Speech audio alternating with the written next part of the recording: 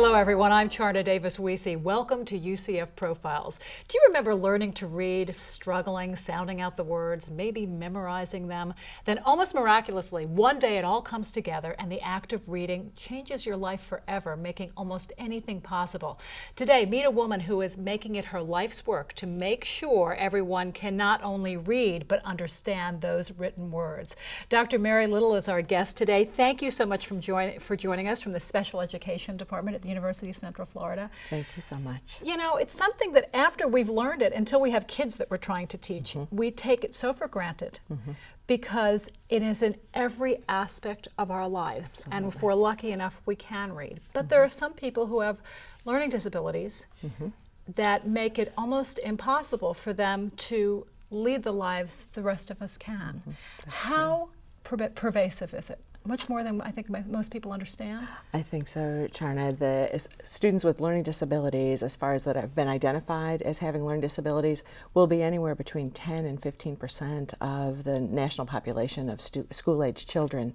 But there are also many children who are not identified with having learning disabilities, but as you described, children needing to learn to read, they may not have had the environment at home that encourages reading. They may not have had the opportunities to learn to read. They may not have been to preschool. They may have other language issues, that they can speak 3 languages and none of them are English. And so then learning to read, or learning to read English, which is a skill needed in our culture here in the United States, is a very difficult thing. And so students with learning disabilities will be one percentage or one part of the children struggling to read, but that percentage will be much greater given so many children needing these skills. It's so funny because I was talking with my kids last night and they always say, well, Mom, who are you going to be talking to tomorrow? And I was telling about you, and my son, who's, he hates when I talk about him because he's 13, but he was talking about a particular teacher he had in 6th grade, and she just had a meltdown day, and she was saying, don't people realize this is the most important class? This is the reading class. And he said, yeah, right.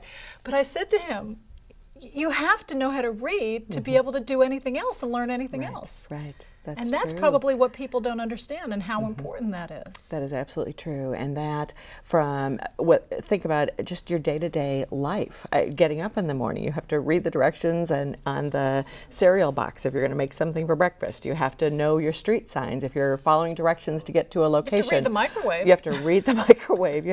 There isn't anything in your life, just day-to-day functional kind of reading skills, day-to-day living skills.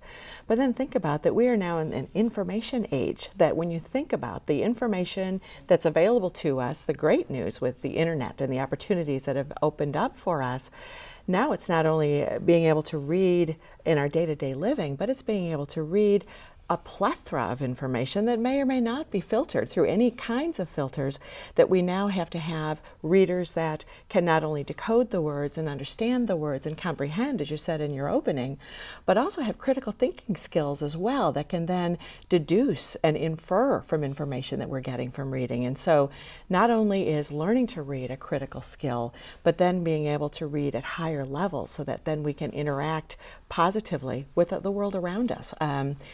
Day-to-day living, but certainly when we think about the different professional, the demands in our professional careers as well. Right. My youngest, when I think of how much he's doing in the 1st grade and how much he's able to do, and even just driving down the street and saying, hey, can we go to McDonald's or whatever. Yes.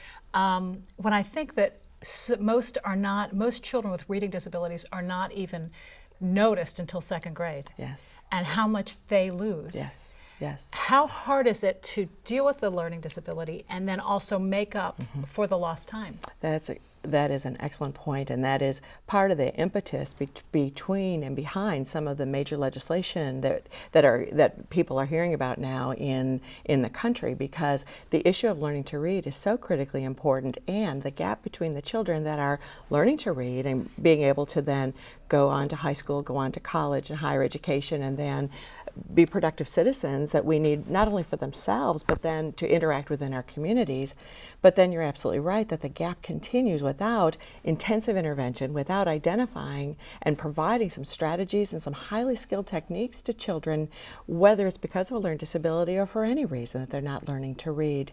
The United States, both at the federal level and certainly within the state of Florida, have really been focusing on the needs of the children, that instead of waiting, the President Bush had a commission that took a look at some of the needs, and one of the big ahas that folks talked about is what you're referring to, this wait to fail mentality.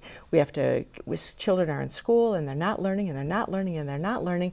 Well, the children know it, their parents know it, the teachers know it, but sometimes in order for getting special services, you have to be eligible. You have to show enough of a discrepancy, enough of a need before some of the special services would kick in. And so within the special education community, certainly within the policy communities, certainly within the educational community, there's been a lot of collaboration to take a look at, we need early intervention.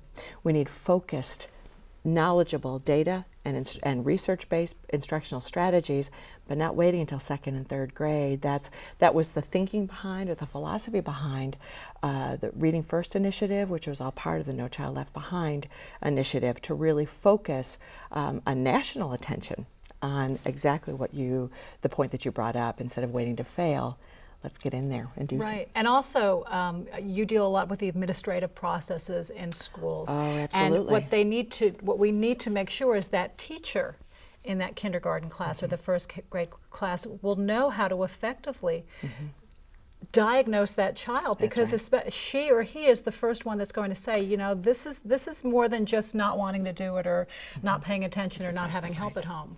That's exactly right. And to wait until there are specialists to be part of the team, because when we think about it, learning to read or learning is not a one-person activity. It involves the entire community, whether it's the classroom community, but then situated within the school and the state, as far as resources, as far as professional development, as far as information about research-based practices that are made available within that initial learning environment of the classroom. And so that was the focus, and has been the focus the last several years, both in education and specifically then in special education, to collaboratively look at the resources that we have, the fiscal resources, the personnel resources, but the resource that we know about instructional strategies that have been proven to make a difference with children who are struggling to read.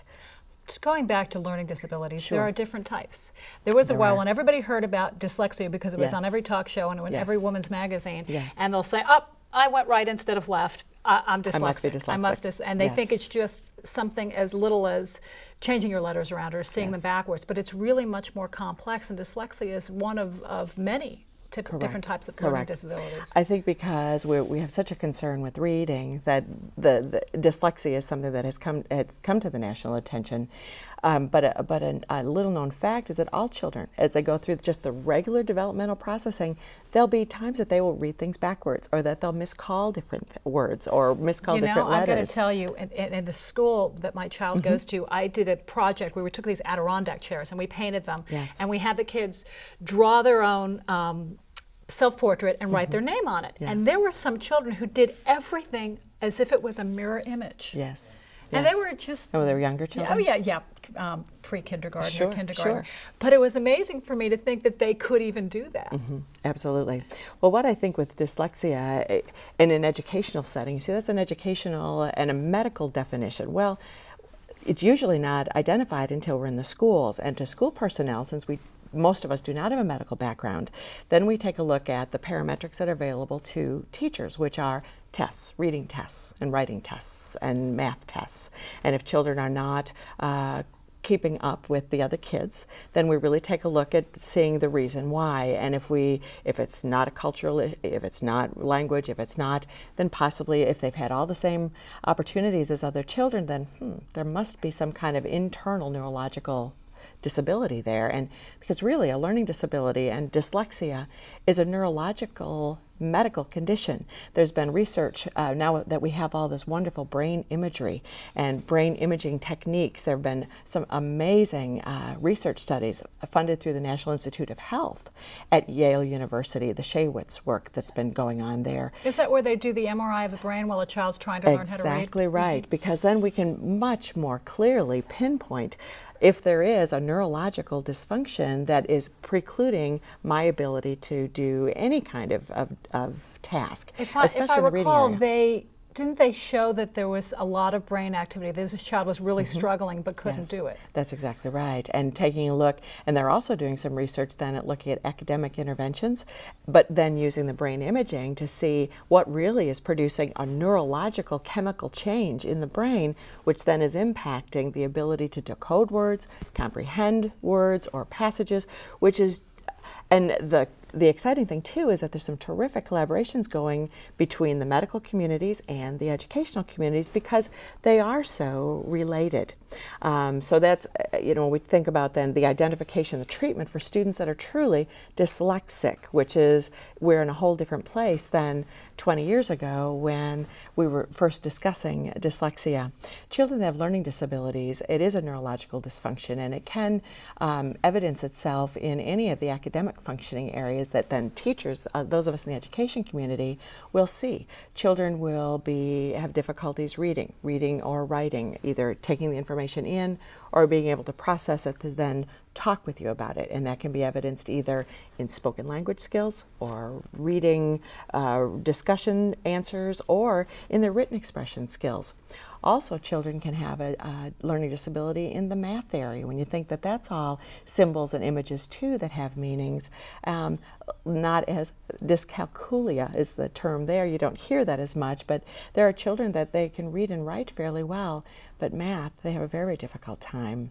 Because everything's switched around from the circuit, Correct. from the paper by the time it gets up That's here exactly and back right. down. And much more of, obviously, a neurologic dysfunction, not part of just the normal developmental processing changes that occur as children are learning all of these very complex cognitive We talk about strategies. zeroing in. I've got my little notes here because I wanted to ask you about this. When I was researching and I was going on the computer and looking things up for reading disabilities, up came a pop-up that said, free dyslexia test for parents for their children. Oh, good. And I decided to find out what it was, and I'd ask you about it. And it was very interesting because this free test consisted of 5 questions that seemed that anybody could answer the way that would lead you to the next phone call, which would eventually lead you to a $400 program or a $60 online program. And I want people to understand what they're looking at when they look at this. These are the questions. They were yes or no questions, and one of it's, my child remembers things from a long time ago. My child remembers places in detail. My child has difficulty following directions. No, none of my kids know. No, or any adult. Right. Oh yeah, I always follow directions. My child has difficulty listening to the teacher in class. My child is behind in reading. My child stays focused for a long time. And I guess the thing is if you answered yes to more than 2, then maybe you needed to go to the next step. Then there's the other problem where, what if your child does not have a learning disability and is misdiagnosed? Because anybody, am I correct, could answer yes to all 5 and have a child that has no reading disability, no disability at all. Absolutely. The danger with just anything that is a 5-question, and especially with characteristics, the good news is that obviously there are components of the questions that are part of a child that has a learning disability or a reading disability. Every one of those. If you have a difficult time following directions, if you have a difficult time orally sequencing, if you have a difficult time with yes or no or remembering, or you have a good memory or not, those could be all symptoms of and part of the disability. The difficult thing with that is that this is learning to read is a complex cognitive task, and merely having a 5-question response, yes or no, is a very difficult thing to make it a life decision about. One of the, whether I'm working with parent groups or certainly the teachers, I always, any type that there's a resource, because as I mentioned, the great news is the internet, we have lots of resources at our fingertips, and it's wonderful to have informed parents and teachers to all focused on assisting our children. What we always have to do, though, as a critical thinker and a critical consumer, is look at the references behind and the research behind whatever it is, whether it's on the internet, whether it's in our schools, whether it's in our homes.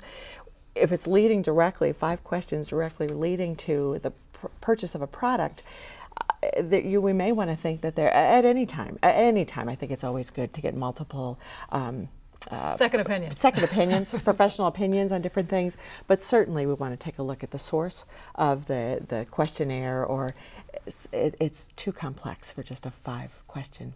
When we come back, we'll Yes. talk with Dr. Little about some of the warning signs parents can look for in their children. We'll be right back.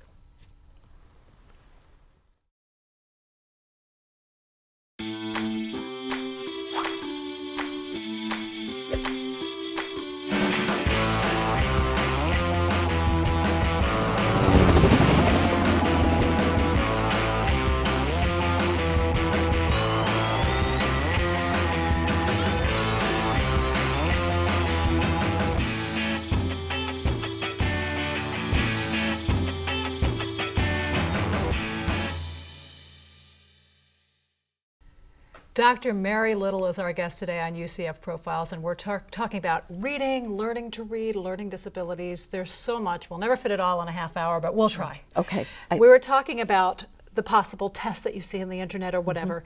What are the warning signs? Are there some really big flags that say, you know what, something is going wrong here? And maybe it's not even a child. Maybe you've been struggling your whole life, because I'm sure there's plenty of adults that Yes. are hiding Yes. the problems that they have reading or understanding. Absolutely. I think it's very important, if we're thinking about a specific learning disability, we need to keep in mind that that is something that we're born with and that it doesn't go away. That whatever context that we're in, whether we're driving our car, whether we're getting breakfast ready in the morning, whether we're at the job site, whether we're in school, if I have a neurological disability, as a learning disability, it doesn't go away. And so we will see if we have a difficult time reading directions, or if the words move around on the page, it won't matter if we're looking at the newspaper or in school or whatever. And so that'll be very, very clear. There also will be common kind of disorders that you'll see, that it will be a short attention span, or that there may be, despite attempting various different strategies, you're still having the major concerns will be present. What can happen as far as strategies, working with and listening to the person that's struggling to read, and seeing how can we locate strategies that will then buoy the areas that we're having the most difficult time with. And so if it's reading specific words, then can we take a look at some research-based interventions and strategies that are really taking a look at the phonic connection. However, if the child or the student is having a very difficult time listening, if getting information from the oral mode through listening, well, then working only on phonics may not be the best strategy. So then it's taking a look at word calling and other kinds of sight word vocabulary as strategies, and various strategies that then will address not just the learning to read skills that are necessary, but the various modes that the learning disability may also be affecting. You mentioned phonics and you mentioned sight words. There Yes. was a little struggle going on in the academic Correct. community on Yes. how to teach Yes. children to read. And Yes. I remember having a conversation with a parent who had an unusual spelling of her name.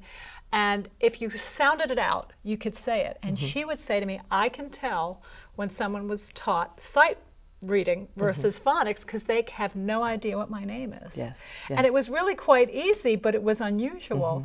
What's the latest? All the things that went on in California and Texas to try to figure out the best way to teach people how to read. What's the latest on it, or is it really too hard to just put into a nutshell? The great news is there's still a lot of research and academic conversations about various strategies along the continuum, whether it's looking at whole language at one of the end of the continuum, as well as then decoding specific phonemes 44 phonemes in in the English language, and there are all strategies that go along with each of those along the continuum. The great news, as far as a parent or children are struggling to read, it only expands the plethora of strategies that are available to us to use with children. It doesn't need to be one way or another. In reality, when you read, it's probably a mixture of both, because you'll see words you remember and don't have to just skim by it, and words that you have to sound out. That's right. However, what some of the latest research, and certainly with all the national presence to take a look at the different components of reading, there is a strong research base because of there's 44 phonemes in our language called the alphabetic principle, that if children at least can decode some of the letters and then have a developing, emerging language, that if I can at least decode part of that word and understand the alphabetic principle enough, that it will then give me some strategies when I get to text that is not text that I can just interpret, that it's not text that it's very easy for me to decode. When you think about the numbers of words in our language, for us to be fluent readers and all the various contexts, sight word vocabulary is very, very difficult to be able to master all of the words we need. That's right. It's impossible. So that's exactly right. And so knowing how to decode the alphabetic code is one. Looking at the work from Joe Torgerson, looking at the work from, you mentioned University of Oregon, here in the state of Florida, the Florida Center for Reading Research, excellent research and materials for parents, anyone, to get online to see what some of the latest research is, various strategies, materials, with a research base behind them. So wherever I am, whoever I am, I can know with great conviction that there's a research behind the materials I'm using. How about older kids? You need a different motivation to get them to do it, well, to admit it. That's what it is. It's not so much, I mean, when I think about, I'm a middle school and high school teacher forever, and when I think of my frustration as an adult trying to learn any new thing, that I give myself exactly 10.5 seconds, that if I don't get it, I'm really frustrated. Then I look at the students that are in 8th grade and 9th grade and 10th grade, that how many years? They know they don't know how to read. They know that they're not as fluent in their vocabulary as the other children. And every day they come back, and every day we say, we're going to get it today. Yes, motivation will be a huge factor now, because why should I listen anymore? Why should I even try? And so that's where we have to be so sensitive to and the context changed. Now we have students that are 11 and 12 years old and older in secondary schools. It's not only learning to read. K through 3 is learning to read. 4 and above is reading to learn. Right, especially if they're taking assignments home and they're struggling at home and nobody notices it. Exactly right. Or there's no one there to buoy them, to assist them. And that's why so many of the schools are reaching out and having such wonderful partnerships with community groups and parents, and or getting services continuing right at the school, because parents are working, there's single parent families, there's not the support, or we need to investigate as much support as we can, because the problems are merely exacerbated by the children's ages as they get older. And then, how about kids who are reading and don't have learning disabilities, and you see so much pushing of the parents, reading way beyond what they really should be? Does that harm children? Like if you have a younger child and they're reading at their age level, and then the parents pushing them to more chapter books and more chapter books, would that hurt them? Are they actually going through that without even comprehending or trying to please the parents? Well, I think I don't know if we can ever read too much, and I don't know if we can ever exceed what our limits are for reading, because it just, when we started the show, it just, learning to read and reading more and more merely expands the opportunities that we have for learning, knowledge. So I don't know, I mean, just have to make sure they're comprehending what they're reading. Comprehending is one piece, certainly, but the other question, though, you use the word pushing, and that would be more the issue, is if we are facilitating, if we are listening to their interests, if we're continuing, even for struggling readers. I know a lot of times in middle school and high school, the kids were all into skateboards, so they were all into sports. So well, that's what you bring in for have them read, right, because then you've got that motivation piece in there. So the word that you, Sharon, as far as pushing, that's the issue to be real careful of. We want to facilitate kids learning. We want to be there as a partner. We want to encourage them. When it starts to be that stressful pushing and continuing, you're going to make this, you're going to go, then that It's going could to cause some backfire. issues. All right, this is my last question for you Okay. because we're almost running out of time. And I Okay. love this question, and you used one of my favorite words, aha. Oh, yes. When was your aha moment that you knew this was what you really wanted to do with your life's work? I was one of those students, Sharna, that I absolutely loved school. And schooling and reading came easily to me. And I loved it. I loved everything about it. I have a younger brother that it was absolutely the opposite. And he struggled with every possible minute. And I thought, why is this? And I watched what it did to our family dynamics. And I watched then how he struggled in schools and how the teachers treated him so differently than they treated me. Then I started working You were really in the schools. empathetic. How much younger is he? He was 3 years younger than I am. And you really, gosh, wow, that's great. Well, I couldn't understand why he didn't love it as well. And I watched these teachers that I loved turn into these people I didn't even recognize when they were talking about my brother. And, why aren't you like your sister? Why aren't you? And he hung in there. And all the support, though, from the families and I thought, oh my goodness, what about the rest of the kids that don't have a family like us, who don't have the strategies, the people. And I started doing some volunteer work when I was in secondary school, high school, and through 4-H and through different kinds of clubs and different things. And I knew I wanted to work with kids. I just loved learning too much, and I loved working with kids too much. And maybe because I grew up in the 60s and I was either going to be a nurse or work with, or a secretary or a teacher, but I knew that this was something that I wanted to do. I wanted everybody. We to have your enjoy. brother to thank.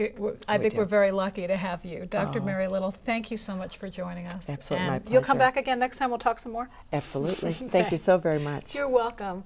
I'm Charna Davis-Wiese. Thank you for joining us. We'll see you next time on the next UCF Profiles.